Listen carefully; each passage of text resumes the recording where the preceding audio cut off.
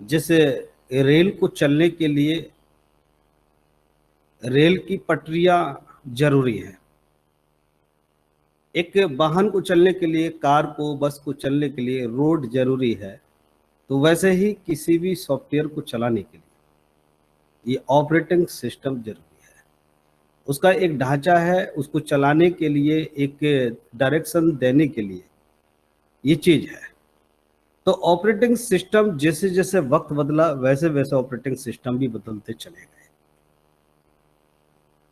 अब तक बहुत सारे ऑपरेटिंग सिस्टम आ चुके हैं, हमें सब नहीं करना है, लेकिन हमारे जो काम के हैं, जो पूछे जाते रहते हैं, उनके बारे में कुछ डिटेल पूछी जाती रहती है, वो सब करते हैं। तो सबसे पहले लेते हैं batch processing operating system. Batch process operating system. क्या खास बात है इस ऑपरेटिंग सिस्टम की? जैसे नाम से पता लग रहा है बैच, एक बैच में एक समूह में काम किया जाता है। जैसे एक जैसा डाटा है उसको एक बैच में फिनिश कर देते हैं। जैसे तमाम मैन्युफैक्चरिंग कंपनियां होती हैं, वहां पर एक ही बैच में बहुत सारे आइटम बन जाते हैं। ऐसे यहाँ पर एक जैसा जो काम है वो एक ग्रुप में, एक समूह में, एक बैच में कर दिया जाता है। और ये ऑपरेटिंग सिस्टम वहां यूज किया जाता है जहां पर मानव की जरूरत नहीं होती है, ऑटोमेटिक काम करेगा ये। तो हमारे दो पॉइंट बने कि बैच में वर्क होगा,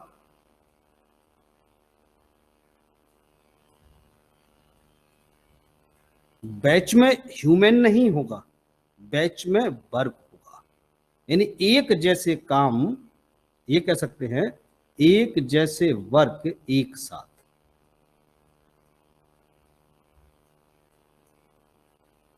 और दूसरा हमारा पॉइंट बन गया, ह्यूमन की जरूरत इसके अंदर नहीं होगी। तो इस जगह ये प्रयोग किया जा सकता है। एक एग्जाम्पल भी देख लेते हैं कहां इस तरह का प्रयोग किया जा रहा है।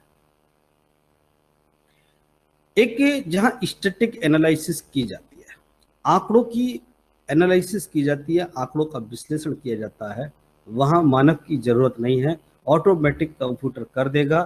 तो स्टैटिक एनालिसिस इसी टाइप का ऑपरेटिंग सिस्टम से किया जा सकता है।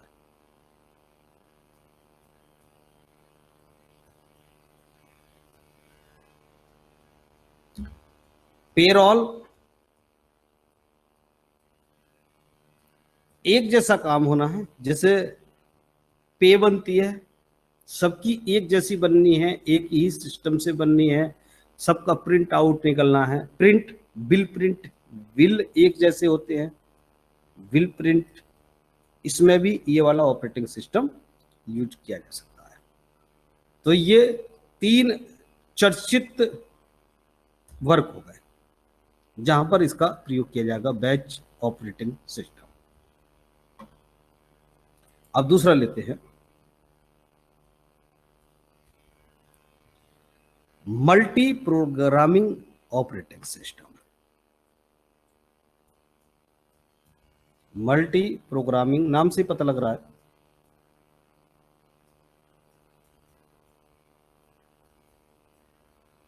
कहां प्रयोग किया जाएगा? Multi operating programming. जब एक साथ कई टाइप के वर्क करने होते हैं, एक साथ करने होते हैं और कई टाइप के वर्क होते हैं, तो वहां पर इस तरह का ऑपरेटिंग सिस्टम प्रयोग किया जा सकता है। मल्टी प्रोसेसिंग हो गया। बिल्कुल इसी की तरह एक और है जो कंफ्यूजन करता है, time sharing operating system. Time sharing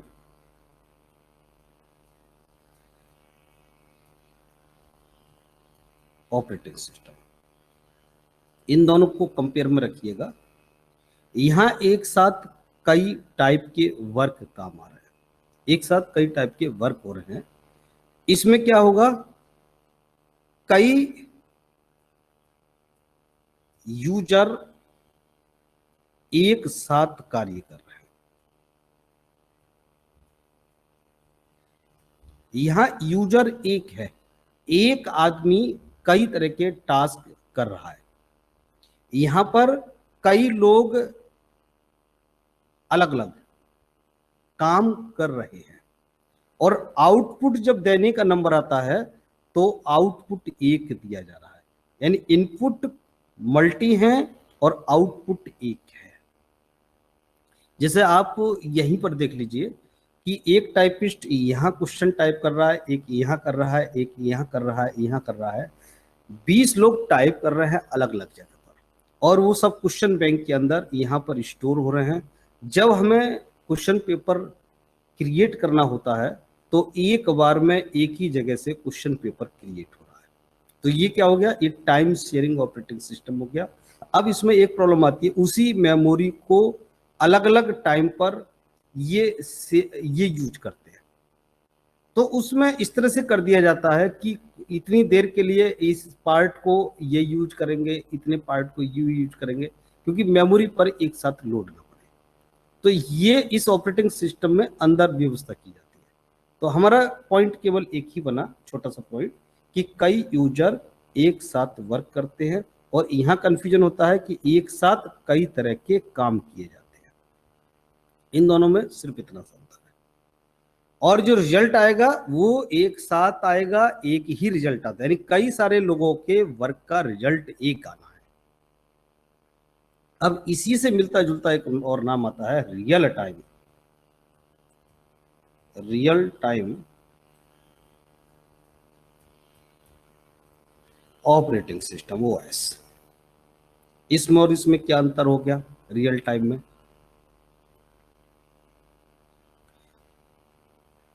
उसी वक्त में इनपुट भी आएगा और उसी वक्त में आउटपुट भी निकलना होगा, यानी इनपुट और आउटपुट में कोई भी अंतर नहीं होगा।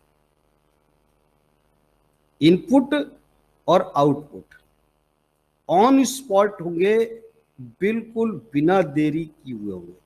यहां हो सकता है कि इनपुट सबने आगे पीछे पता नहीं कितने दिन पहले डाल करके रख लिया, और जब एग्जाम देने का टाइम आया तो मात्र 2 सेकंड पहले ये जनरेट हुआ और यहाँ पर वर्क चालू हुआ, यानी रिजल्ट या आउटपुट जो हुआ वो इनपुट देने के काफी देर के बाद हुआ, गैप आ गया।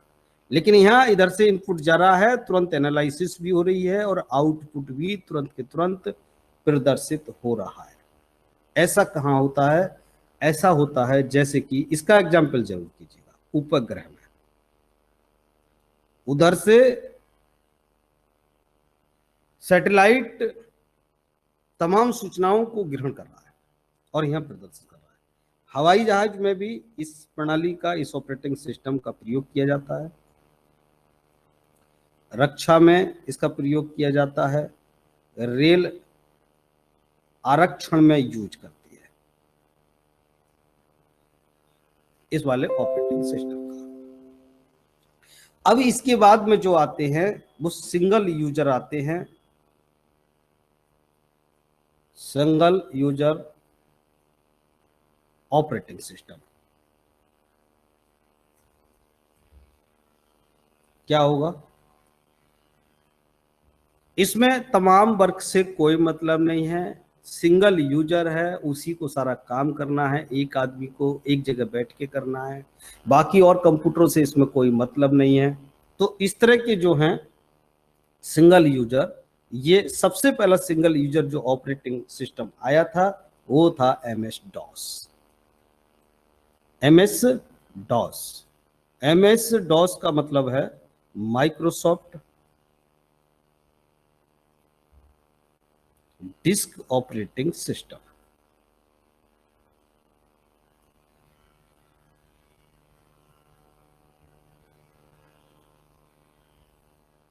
माइक्रोसॉफ्ट डिस्क ऑपरेटिंग सिस्टम, इस सबसे पहला ऑपरेटिंग सिस्टम था सिंगल यूजर में। और इसको तैयार किया था माइक्रोसॉफ्ट कंपनी ने। माइक्रोसॉफ्ट कंपनी ने IBM के लिए तैयार किया था।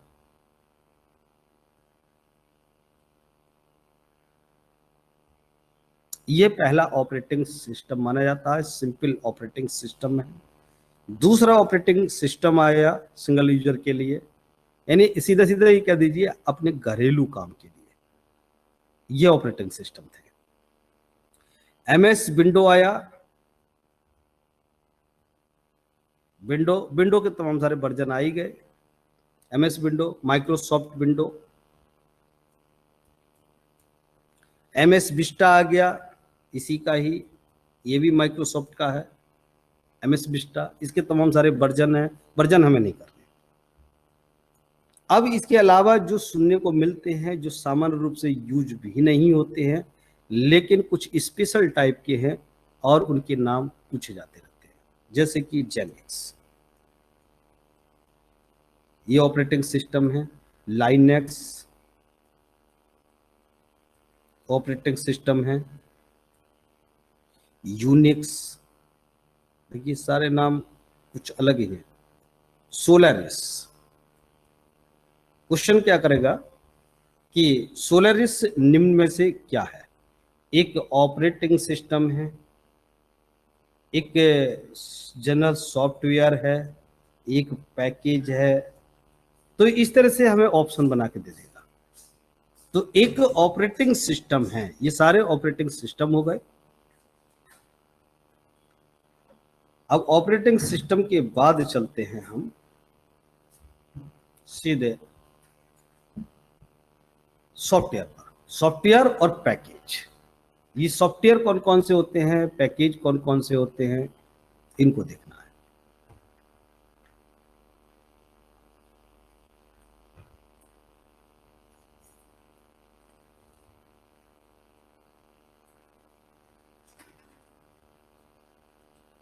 अब जो हार्डवेयर था हमारा कंप्यूटर का, जैसे कि कंप्यूटर के इनपुट पार्ट थे, स्टोरेज पार्ट थे और आउटपुट पार्ट थे।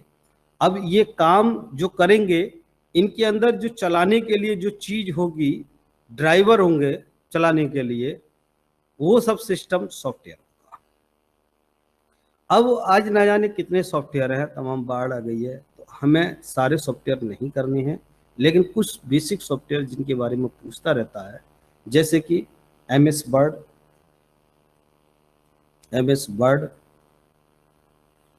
Microsoft word, MS word, Microsoft word, इनको पूछ लेता है कि ये मुख्य रूप से किस काम के लिए बने हुए सॉफ्टवेयर हैं। तो जो टाइप वर्क है उसके लिए स्पेशल है, बाकी सारे काम हो जाते हैं माइक्रोसॉफ्ट वर्ड में। माइक्रोसॉफ्ट वर्ड की तरह ही अब इसमें तमाम अलग अलग पैकेज हैं माइक्रोसॉफ्ट वर्ड के अंदर, अलग अलग तरह के। तो वो सब जैसे MS एक्सेल, ये कैलकुलेशन टाइप का एक सॉफ्टवेयर है, इसके अंदर कैलकुलेशन होगा। MS पावर पॉइंट, एक तरह से आप ये कह सकते हैं MS ऑफिस, ये सॉफ्टवेयर का नाम हो गया और ये इसके पैकेज हो गए, ये पैकेज हो गए। MS ऑफिस के अंदर ये सब पैकेज हो गए अलग अलग। Power point, axis, MS axis, ये। तो इसमें पावर पॉइंट के बारे में पूछ लेता है, ये प्रेजेंटेशन के लिए, प्रयोग होने वाला एक पैकेज है, कंप्यूटर पैकेज है। इसी तरीके से कुछ और होते हैं, जैसे कि पेज मेकर। तो जैसे ये एक सॉफ्टवेयर था माइक्रोसॉफ्ट MS ऑफिस, ऐसे ही page maker,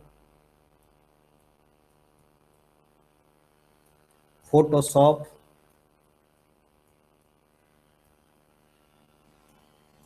Corel Draw,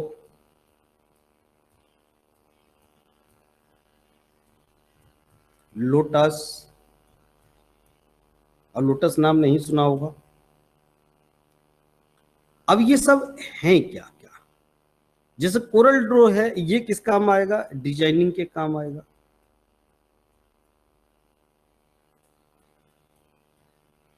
designing के लिए। पेज मेकर है, पब्लिशिंग के लिए काम आएगा। बुक बनाने के लिए, बुक छापने के लिए। फोटोशॉप, फोटो तैयार करना, फोटो में एडिटिंग करना, स्पेशली फोटो के लिए है। डीटीपी में ये सब आ जाते हैं, डेस्कटॉप पब्लिशिंग में आ जाते हैं ये सारे डीटीपी टाइप के software. DTP, desktop publishing. Cruiser है, क्रोजर भी एक सॉफ्टवेयर है, क्रोजर। तो इस तरह से ये अलग अलग टाइप के हो गए। अब जैसे लोटस की बात कर रहा है, तो लोटस एक स्प्रेडशीट पैकेज है। लोटस अपने आप में सॉफ्टवेयर भी है और एक स्प्रेडशीट पैकेज है। और किस काम आता है ये कोरल ड्रॉ? कोरल ड्रॉ, वो सॉरी लोटस, लोटस किस काम आता है मेनली? ये जैसे हमारा टेबुलेशन में जो वर्क होते हैं कैलकुलेशन के, उनमें मुख्य रूप से काम आता है। यानी डाटा के एनालिसिस के लिए प्रयोग किया जाता है। जैसे हमारी मार्कशीट तैयार होती है, वो इसी टाइप की पैकेज में तैयार होती है। अब हम इसके बाद में इंटरनेट से संबंधित करेंगे शब्दावली पूरी।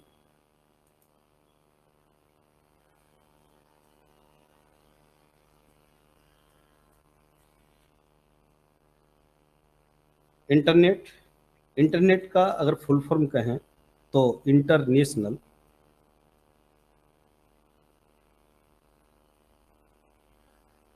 नेटवर्क। राष्ट्रीय, अंतरराष्ट्रीय, इंटरनेशनल हो गया, अंतरराष्ट्रीय हो गया। राजमार्ग, राजपथ, सूचनाओं का राजपथ भी कहेंगे इसे, राजपथ या सूचनाओं का राजपथ।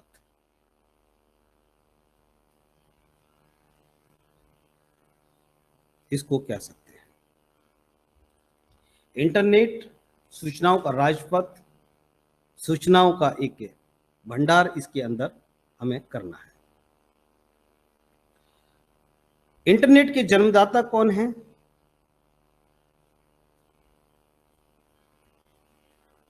जैसे कि नाम से ही हमें याद हो जाएगा इंटरनेट। इंटरनेट पर हम क्या करते हैं? सर्फिंग करते हैं। जो वर्क करते हैं उसको सर्फिंग कहते हैं। सर्फिंग, तो सर्फिंग से याद कर लीजिए, इंटरनेट सर्फिंग के काम आ रहा है, विंटन जी सर्फ। तो नाम याद हो जाएगा, विंटन जी सर्फ। इसके आविष्कारक हैं विंटन जी सर्फ, इंटरनेट के।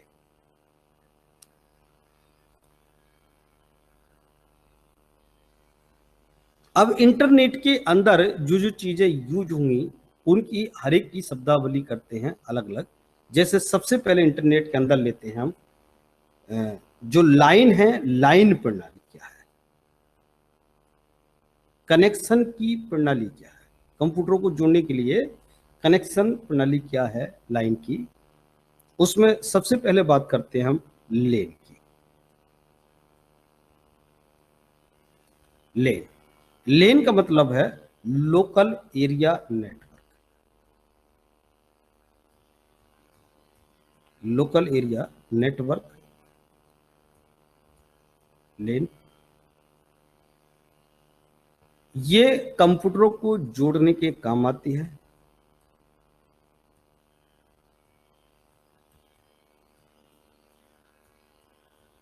जैसे कि बहुत बड़े एरिया में नहीं, बहुत छोटे से एरिया में, जैसे कि एक ही ऑफिस के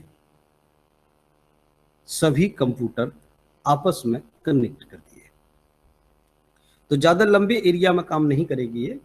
एक ऑफिस के सभी कंप्यूटरों को आपस में कनेक्ट कर देना है। जैसे साइबर कैफे पर बहुत सारे कंप्यूटर होते हैं और उसके सारे कंप्यूटर एक दूसरे से कनेक्ट होते हैं, ऐसे ऑफिस के अंदर, बैंक के अंदर तमाम सारे कंप्यूटर होते हैं, लेकिन वो आपस में एक दूसरे से कनेक्ट होते हैं। अब ये दूरी लगभग कितनी हो सकती है? लगभग 1 किलोमीटर के दायरे में, 1 किलोमीटर की रेडियस में जो कंप्यूटर हैं उनको जोड़ने के काम आ सकते हैं। ये फैक्ट्री के जोड़ सकते हैं, यूनिवर्सिटी के अंदर पूरे कैंपस को जोड़ सकते हैं। इस तरह के छोटे छोटे एरिया में इनको जोड़ दिया जाता है। तो जो ईथरनेट है, इसका एग्जाम्पल अगर कहें तो ईथरनेट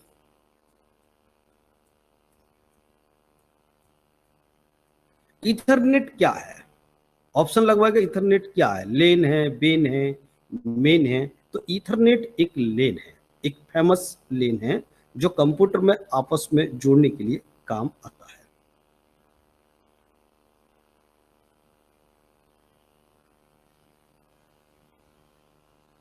अब इसमें कंप्यूटर से जो कनेक्शन करेगा, जैसे ये कंप्यूटर हो गया और कंप्यूटर से ये लाइन जा रही है। अब ये लेन जो जुड़ेगी वो हमारी किस लाइन से जुड़ेगी? टेलीफोन लाइन से जुड़ती है। टेलीफोन लाइन के थ्रू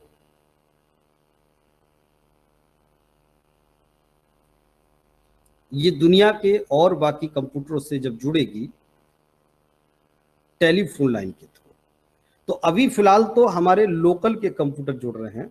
ये लोकल के सारे कंप्यूटर आपस में जुड़ गए, इसका तार इसमें लग गया, इसका तार इसमें लग गया, तो जो कनेक्शन यहां पर हुआ, कंप्यूटर के अंदर जो स्विच लगा, ये कंप्यूटर के स्विच के द्वारा इसमें जुड़ जाएगा। अभी हम इनकी भी डिटेल करेंगे। तो ये जो आपस में ये जुड़े गए हैं कंप्यूटर, ये तो हो गया हमारा लेन। अब इसी का बड़ा रूप आ रहा है कि दुनिया के सारे कंप्यूटरों से जोड़ दिया हमने। एक अमेरिका का कंप्यूटर है, एक यूरोप का है और एक ऑस्ट्रेलिया में रखा है, एक इंडिया में रखा है। इन सबको जो टेलीफोन लाइन से जोड़ा जाएगा, टेलीफोन लाइन से वो जो जोड़ा जाएगा वो है बेन। ये लोकल एरिया नेटवर्क हो गया, लेन हो गया, और जो दुनिया को जोड़ेगा वो हो गया बेन। बेन का मतलब क्या हो गया? Wide area network, wide area network. जब दुनिया को जोड़ेगा तो वाइड एरिया नेटवर्क, और जब लोकल एक ऑफिस 1 किलोमीटर के दायरे को जोड़ेगा तो वो है लेन। बेन जब जुड़ेगा तो उसके अंदर टेलीफोन या सैटेलाइट का प्रयोग किया जाएगा। इसमें टेलीफोन लाइन अथवा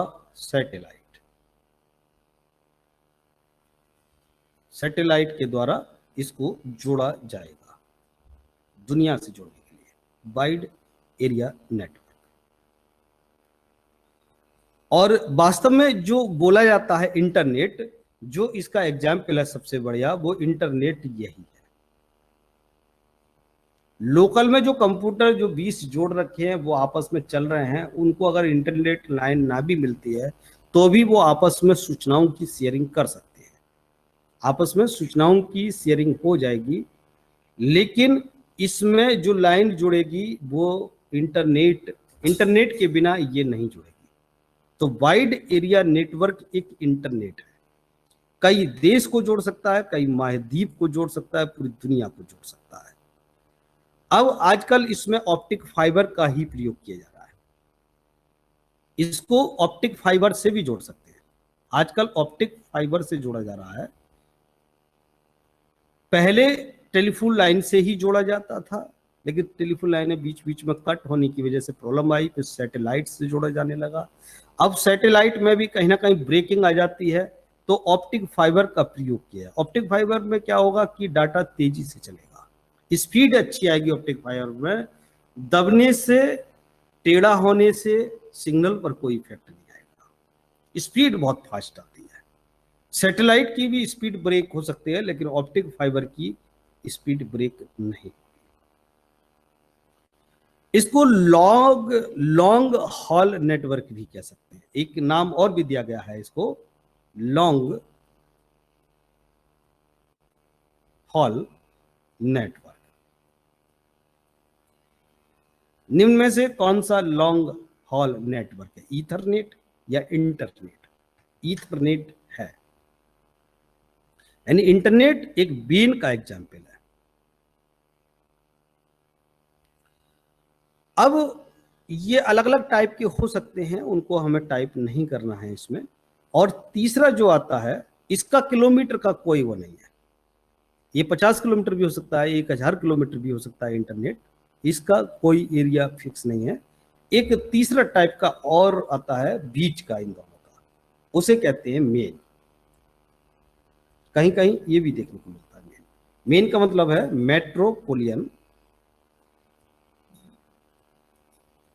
मेट्रोपोलियन एरिया नेटवर्क। जैसे एक शहर को आपस में जोड़ दिया,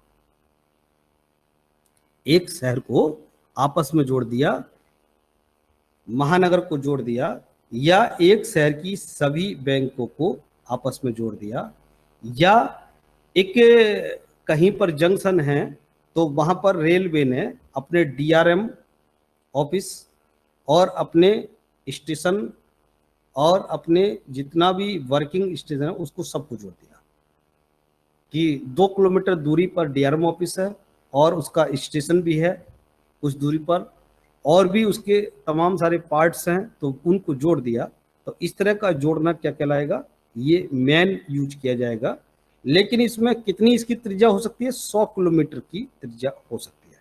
इसमें जो एरिया कवर करेगा वो लगभग 100 किलोमीटर त्रिज्या का करेगा, रेडियस का करेगा। रेडियस 100 किलोमीटर, यानी 100 किलोमीटर, यहाँ से 100 किलोमीटर की दूरी तक ये वर्क कर जाएगा। 100 किलोमीटर किधर को भी हो सकती है, चारों तरफ कहीं को भी चार। तो 1 किलोमीटर के लिए अब क्वेश्चन अलग से पूछ लेगा कि भाई 1 किलोमीटर के लिए कौन सा प्रयोग करें नेटवर्क, तो लेन प्रयोग करना पड़ेगा। और 100 किलोमीटर की एरिया को कवर करने के लिए तो फिर मैन कर सकते हैं, और 100 किलोमीटर से ज्यादा तो फिर तो वेन के अलावा काम नहीं चलेगा। अब जैसे हमारी ब्रांच कई जगह की जोड़ी गई तो उसके लिए मेन नहीं काम करेगा। जो 50-50, 100 किलोमीटर की दूरी पर हैं, 100 किलोमीटर की दूरी पर हैं, तो उनके लिए मेन कर सकती थी, लेकिन मेन लाइन डालना बड़ा मुश्किल काम है, इतनी दूर तक खर्चा बहुत है। तो उसके लिए सीधा बेन से जोड़ दिया, सैटेलाइट से जोड़ दिया, सीधा सीधा। ऑप्टिक फाइबर को डालना भी एक मुश्किल काम है, एक महंगा है ऑप्टिक फाइबर भी। तो ये हो गया हमारा नेटवर्क के तरीके। कई तरह के नेटवर्क ये हो सकते हैं। अब बेन को जोड़ने के लिए एक मोडेम की जरूरत पड़ती है, क्योंकि टेलीफोन लाइन से मॉड्यूलेशन डीमॉड्यूलेशन जरूरी है। तो मोडेम क्या है?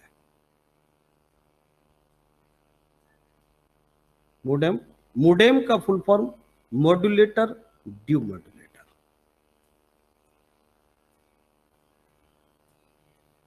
मॉड्यूलेटर एंड डीमॉड्यूलेटर, ये सिग्नल को चेंज करेगा, क्योंकि टेलीफोन लाइन में जो चलती है वो विद्युत ऊर्जा बहती है। तो विद्युत ऊर्जा में कन्वर्ट करने के लिए, अब जैसे साउंड को भी कन्वर्ट करना है, साउंड एनर्जी को इलेक्ट्रिक में कन्वर्ट करना है, तो ये मॉड्यूलेशन का काम, डीमॉड्यूलेशन का काम जो करेगा वो मोडेम करेगा। यानी टेलीफोन लाइन से इसको जोड़ते हैं,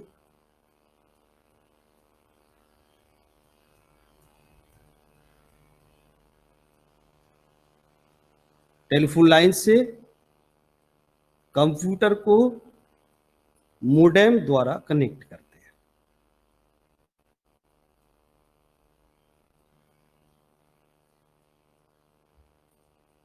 और यहां जो स्विच प्रयोग किया जाएगा,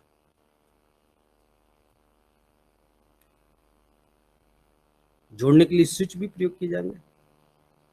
तो गेट का प्रयोग किया जाता है, गेट। एंड गेट, और गेट, इस तरह के गेट का प्रयोग किया जाता है यहाँ पर।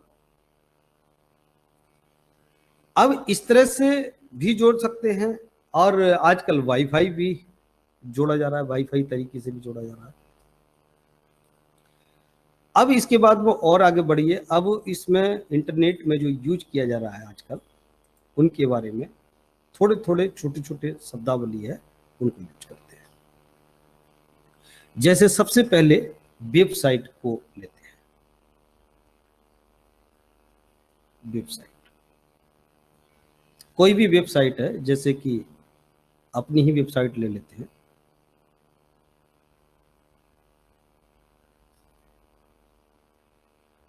यह है वेबसाइट।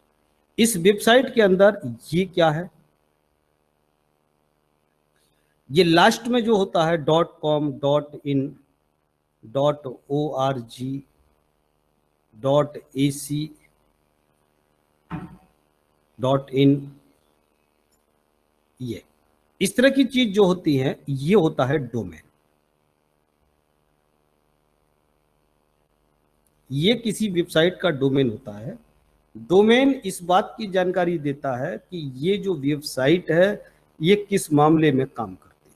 ये कॉमर्शियल वेबसाइट है, ये केवल इंडिया की वेबसाइट है, इंडिया के अंदर ही काम करेगी। एक संगठन की वेबसाइट है, एसी जैसे एक एजुकेशनल वेबसाइट है, तो उस वेबसाइट के बारे में बताती है किस तरह की वेबसाइट है, एक उसको पहचान देती है, इस लाइन की वेबसाइट है। तो ये हो गया डोमेन। बाकी जो बाकी मुख्य भाग होता है, वो उस वेबसाइट का एक तरह से नाम होता है। ये मेन इसका नाम होता है, और इससे पहले जो www लगाया जाता है, ये कॉमन है, इसको बोलते हैं, इसका पूरा नाम है world wide web. World wide web, इस वर्ल्ड वाइड वेब का जो नाम लिया सबसे पहले, वो टिम बर्नर्स-ली ने लिया था। Tim Berners-Lee.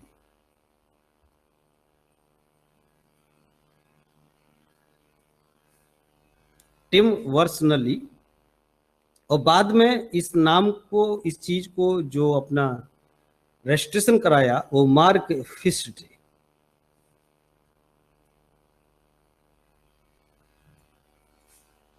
मार्क फिशरे। तो पूछा जाता है कि www के आविष्कारक कौन हैं, तो आविष्कारक तो हैं मार्क फिशरे, तो किन्हीं के नाम रजिस्टर्ड है।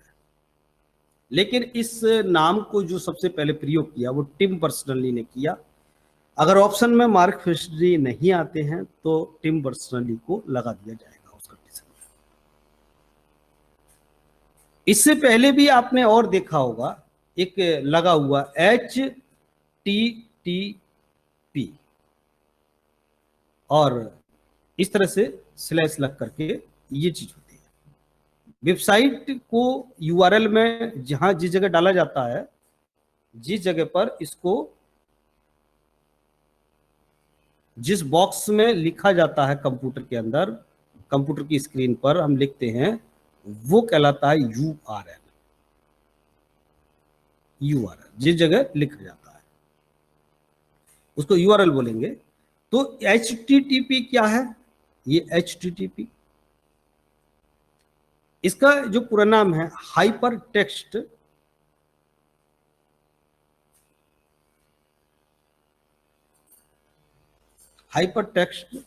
Transfer protocol. प्रोटोकॉल का मतलब हो गया एक रोक रुकावट, एक तरह से रोक रुकावट हो गई कि अगर कोई चीज यहां से जाएगी तो यूं ही नहीं चली जाएगी, उसकी कुछ रोक रुकावट होगी, उसको चेक किया जाएगा, चेकिंग होगी। अरे उधर नहीं,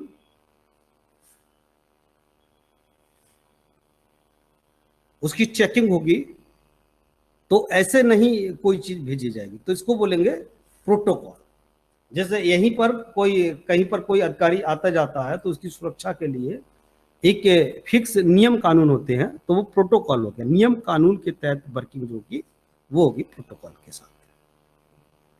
तो एक ऐसा ही शब्द एक और आएगा, HTML।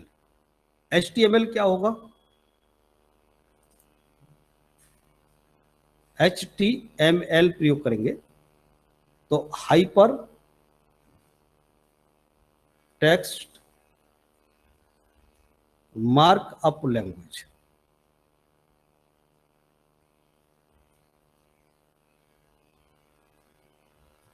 ये एक भाषा है, एक भाषा है, और इस भाषा में वेब पेज लिखा जाता है।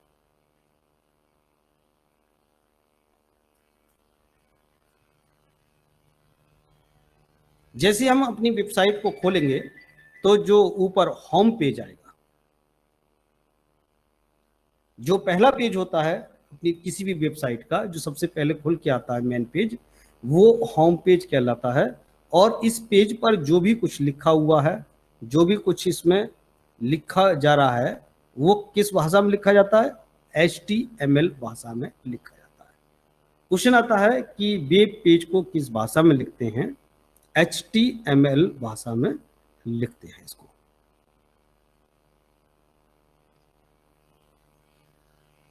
अब इसमें छोटे छोटे शब्दावली अभी और ले लेते हैं, इसमें चलती ही रहेगी शब्दावली छोटी छोटी। जैसे सबसे पहले ले लेते हैं ईमेल को, या पहले वेबसाइट में ही और ले लो थोड़ा सा।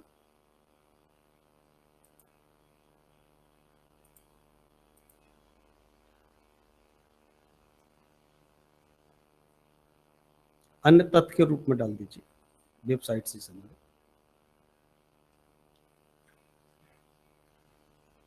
जब हम वेबसाइटों को खोलते हैं, अन्य वेबसाइटों को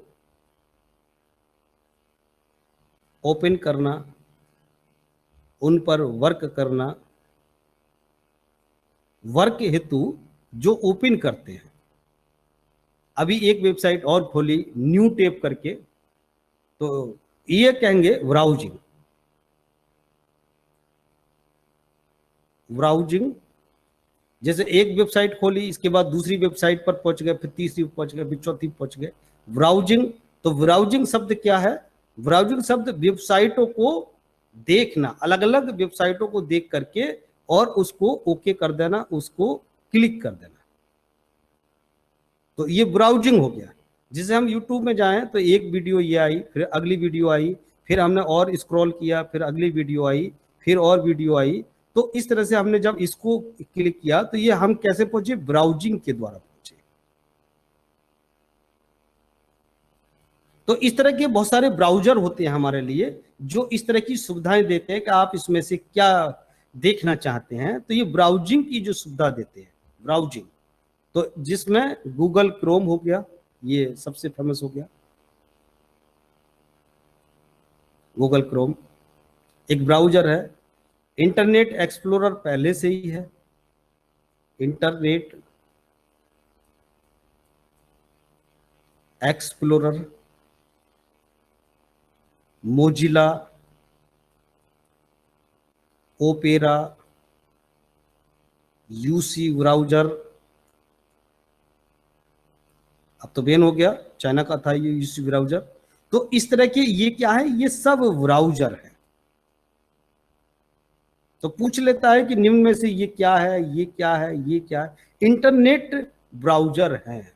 किसी भी वेबसाइट को खोलने के लिए, उसको ऑपरेट करने के लिए ये जो है ब्राउजिंग की सुविधा देते हैं।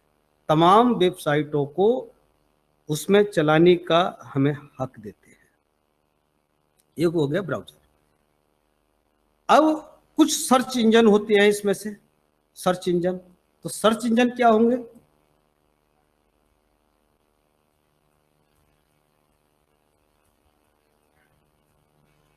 ये किसी भी चीज को वहां पर सर्च करने का हमें सुविधा देंगे। तो सर्च इंजन जैसे कि गूगल क्रोम है, तो ये अपने आप में एक सर्च इंजन भी है। तो आजकल कुछ जो ब्राउजर हैं वो सर्च इंजन का भी काम करते हैं, जैसे याहू, याहू एक सर्च इंजन हो गया, क्रोम एक, गूगल, गूगल एक सर्च इंजन हो गया, गूगल। तो गूगल क्रोम एक ब्राउजर हो गया, गूगल अपने आप में सर्च इंजन हो गया। वैसे गूगल अपने आप को सर्च इंजन नहीं कहता है, फिर भी सर्च इंजन जैसा काम जरूर करता है और सबसे अच्छा एक सर्च इंजन भी साबित हो रहा है, लेकिन अपने आप को जो रजिस्टर्ड कराता है वो सर्च इंजन के रूप में नहीं कराता है। तो सर्च इंजन क्या है? तो ये चीज हो गई एक सर्च इंजन, कि सर्च इंजन जिसमें कोई भी चीज सर्च की जाएगी, जैसे ब्लॉग के बारे में सर्च करना है तो सीधा सीधा सर्च हो जाएगा।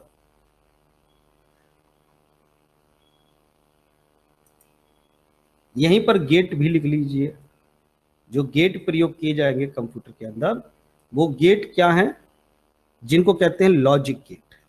लॉजिक गेट क्या होता है कंप्यूटर के अंदर? कंप्यूटर स्विच होते हैं, ये एक प्रकार के कंप्यूटर स्विच होते हैं जो कंप्यूटर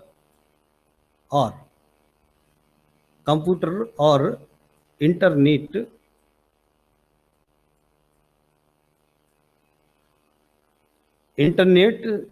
से मोडेम के माध्यम से जोड़ने का काम करते हैं।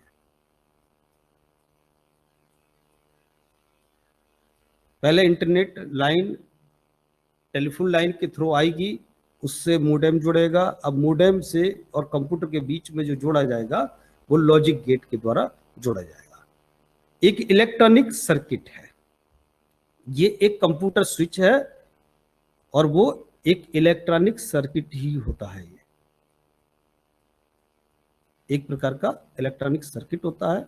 और ये कौन कौन से टाइप का होता है? यहाँ पर वो एंड गेट हो सकता है, एंड लॉजिक गेट, और गेट हो सकता है, नॉट गेट हो सकता है।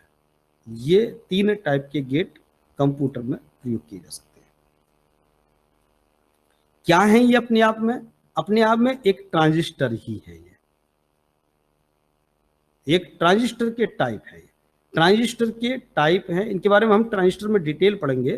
तो ये सब तीनों के तीनों एक ट्रांजिस्टर हैं, ट्रांजिस्टर के टाइप हैं। बस यहाँ पर हम कंप्यूटर स्विच के रूप में इनको प्रयोग कर लेते हैं।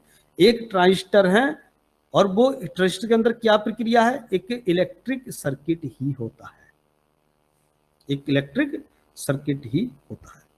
अब यहाँ पर एक बात आती है, हम बोलते हैं कि सर्वर काम नहीं कर रहा। तो सर्वर क्या है?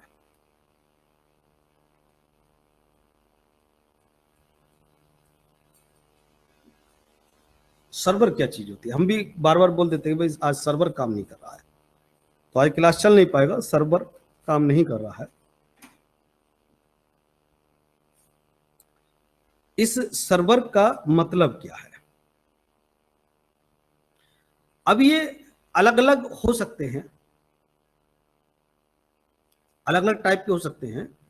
तो यहां पर लिखिए, इससे जुड़े हुए जितने भी कंप्यूटर्स हैं, तो कंप्यूटर को जो सूचना उपलब्ध कराएंगे, सूचना उपलब्ध कराने वाले,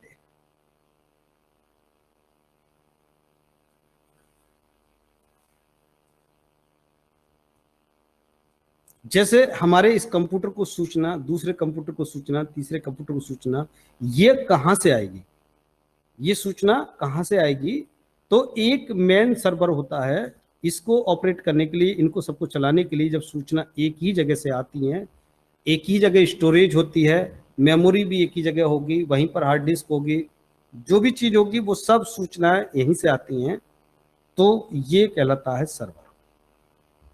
जैसे ये जो प्रोग्राम हमारा चल रहा है इस समय, जो इतने सभी लोग जो कनेक्ट हैं, तो इसके लिए जो भी व्यवस्थाएं उपलब्ध कराई जा रही है, इंटरनेट से संबंधित या किसी और तरह की सूचनाएं जो उपलब्ध कराई जा रही हैं, तो वो कहां से उपलब्ध कराई जा रही है? सर्वर से उपलब्ध कराई जा रही है। जैसे जिस पीसी पर हम काम कर रहे हैं, जिस मशीन पर हम काम कर रहे हैं, इसके अंदर ना तो ये सॉफ्टवेयर इंस्टॉल है, ना ही अब ये जो बोर्ड है, व्हाइट बोर्ड है, व्हाइट बोर्ड का जो सॉफ्टवेयर बनाया हुआ होगा, उस सॉफ्टवेयर का कोई भी पार्ट इसके अंदर इंस्टॉल नहीं है। जो सैटेलाइट से जो काम कर रहा है, मॉड्यूलेशन डिमॉड्यूलेशन का काम कर रहा है, वो हमारे पास नहीं है, यानी कुछ भी नहीं है। तो हम तो यहाँ बैठे हैं, आपके मोबाइल में भी कुछ नहीं है। देखिए आपने कुछ भी डाउनलोड नहीं किया है, कोई भी सॉफ्टवेयर, डायरेक्ट आप ब्राउजर में गए, क्रोम में गए और वेबसाइट को डाला और आप डायरेक्ट जो है लाइव देख रहे हैं। कोई टैबलेट में देख रहा होगा, कोई लैपटॉप में देख रहा होगा, तो आपने कोई चीज व्यवस्था नहीं की। तो व्यवस्था ना हमने की, ना व्यवस्था आपने की, हम फिर भी वर्क कर रहे हैं। तो ये सारी व्यवस्थाएं कौन कर रहा है? ये सर्वर जुटा रहा है।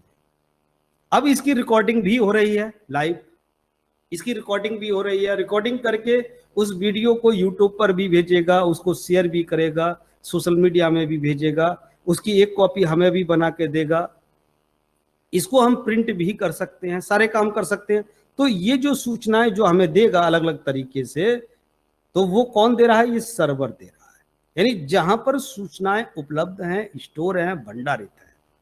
तो ये अलग अलग कंप्यूटरों को जो सूचना उपलब्ध कराने वाली मशीन कह लीजिए, वाली चीज कह लीजिए, वो क्या है? वो कंप्यूटर सर्वर कंप्यूटर कहलाता है, वो सर्वर कहलाता है। अब ये कई तरह के बेस्ड होते हैं, जैसे कि लेन बेस्ड होता है, लेन बेस्ड सर्वर। लेन बेस्ड सर्वर में क्या हुआ कि जैसे हमारे ही इसी कैंपस के 20 कंप्यूटर, 50 कंप्यूटर, ये सारे आपस में जोड़ दिए और एक हमने सर्वर पीसी बना दिया। तो ये जो सब आपस में जुड़े हुए हैं, तो इन यहां से सूचनाएं जाएंगी।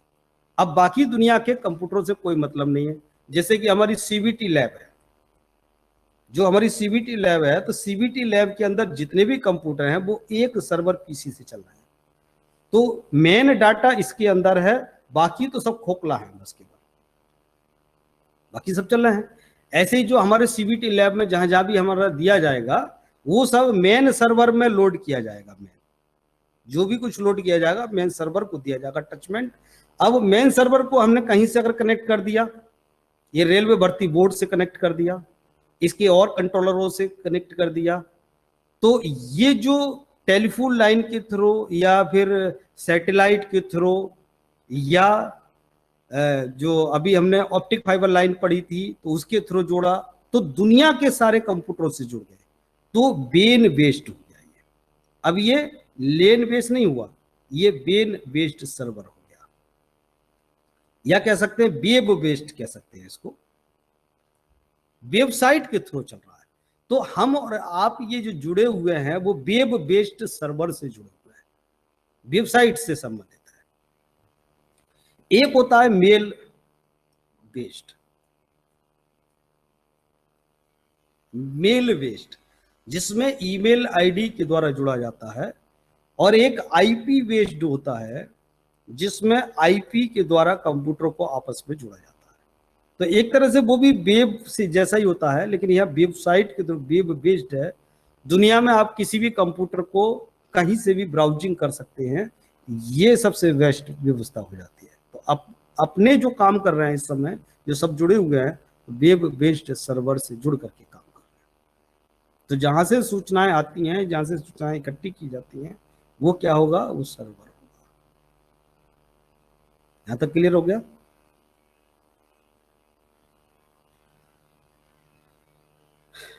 अब एक आता है बैकअप प्लान। ये बैकअप प्लान क्या होता है?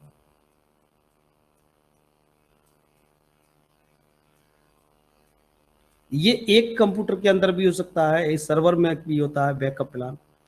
जो भी काम किया जा रहा है, रियल टाइम बैकअप भी होता है, वन डे बैकअप भी होता है, मंथली बैकअप भी होता है।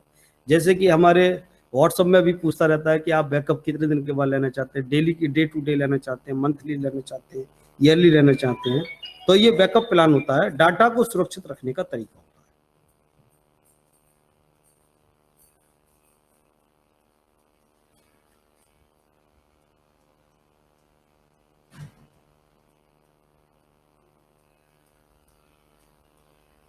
तो इस तरह से डाटा को सुरक्षित रखने का तरीका है, स्टोर रखने का तरीका है। इसमें स्टोरेज की जाती है डाटा की जो स्टोरेज की जाएगी वो बैकअप प्लान के द्वारा की जाती है। अब कुछ छोटी छोटी संक्षिप्त रूप है।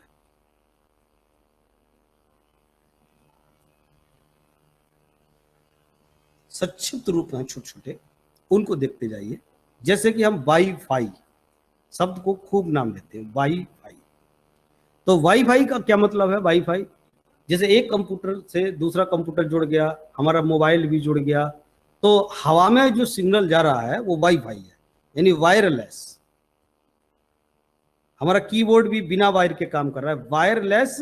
पूरा नाम है फिडेलिटी, इसका पूरा नाम है वायरलेस फिडेलिटी।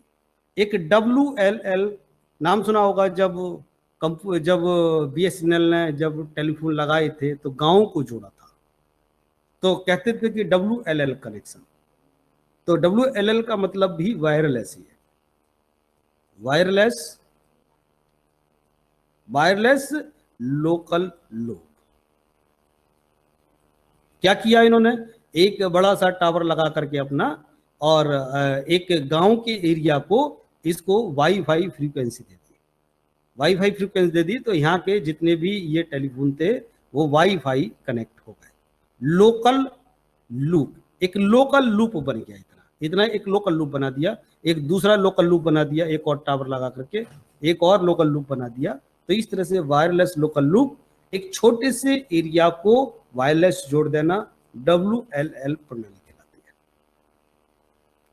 एक शब्द बार बार हम यूज करते हैं, NIC, कि NIC से डाटा निकलेगा। NIC का मतलब क्या है? नेटवर्क इंटरनेट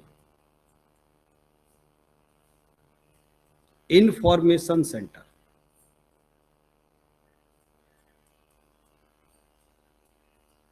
ये गवर्नमेंट का एक संस्थान है जो इंटरनेट से संबंधित जो भी इंफॉर्मेशन है उसको इधर उधर करना गवर्नमेंट बेस पर।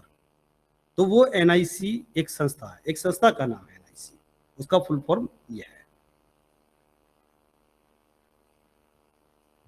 एक शब्द आएगा TCP, कभी कभी आएगा TCP। क्या मतलब है TCP का? ट्रांसमिशन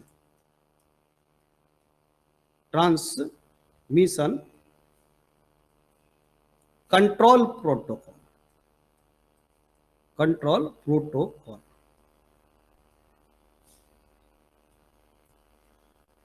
ये इसका फुल फॉर्म है। एक शब्द आएगा SQL सर्वर। ये SQL का मतलब क्या है? SQL स्टैक वर्ड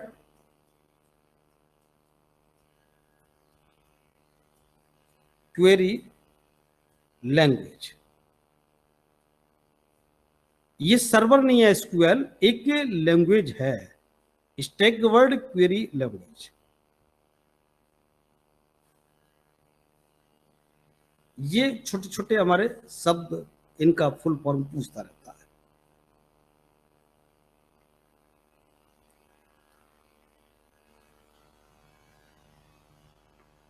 देखिए इसमें कोई कंफ्यूजन अगर किसी को हो रहा हो, तो कोई कंफ्यूजन हो रहा हो तो लिखिएगा, उनको हम परमिशन देते हैं उनसे बात करने की।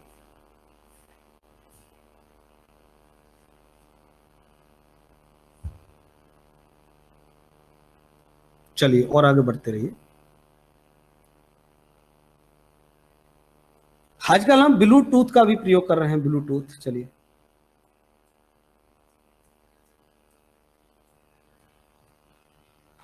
ब्लूटूथ देखिए, ब्लूटूथ क्या है? एक बेतार, ये भी बिना तार के संचार, एक अभिग्रहण है, सिग्नल को लेने का एक डिवाइस है। ये भी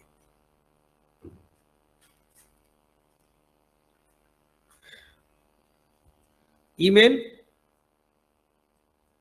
ईमेल का फुल फॉर्म हो गया इलेक्ट्रॉनिक मेल। इसके जन्मदाता पूछ लिया जाता है, आविष्कारक पूछ लेता है ईमेल के, रे टॉमिल्सन। रे टॉमिल्सन ने इसके बारे में बताया था। इसी की तरह एक शब्द आता है हॉटमेल। हॉटमेल। पहले मेल नहीं होती थी, हॉटमेल होती थी कि ये हॉटलाइन, सीधे बिना किसी बिजीनेस के सीधे सीधे हॉटमेल। तो इसके जन्मदाता हैं हॉटमेल के सबीर भाटिया।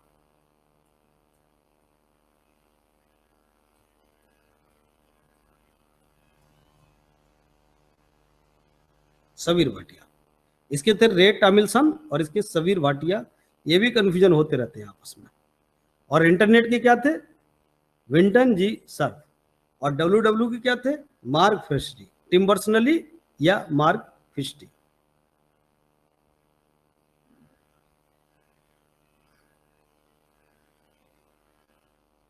अब बाकी छोटी छोटी चीजें हैं, उनको लेते रहेंगे जब तक। इसको यहीं पर एंड करते हैं। अब किसी को कोई कंफ्यूजन है तो बोलिएगा।